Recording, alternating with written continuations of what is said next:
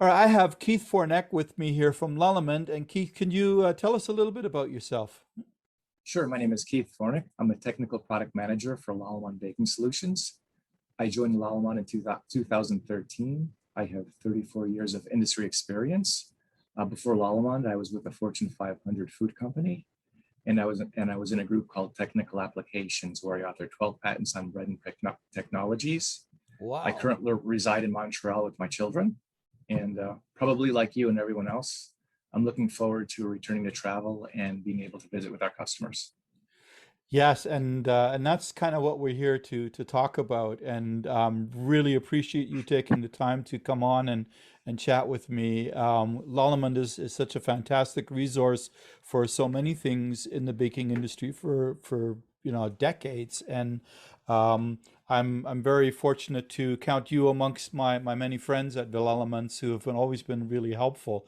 Thank you. Um, and so one of the things is that the theme of this podcast is kind of evolution and survival. And what kind of things have you seen kind of happen in your side of the industry as the pandemic sort of took hold? Obviously, some bakeries had to close, but others Correct. tried to keep operating, and they were dealing with a lot of things like with shipping delays, needing more shelf life, or other things like that. So what can you tell us, kind of some of the sciencey technology ingredients that you may have seen move, or methods even just in your day-to-day interaction with some of the bakers? Sure. So what you're saying, we're seeing the same thing. So a lot of the bakeries, because of the delays of ingredients and the issues with distribution and shipping, one of the things that we've learned is there's a shipping container shortage. So with that, gluten is very difficult to get a hold of.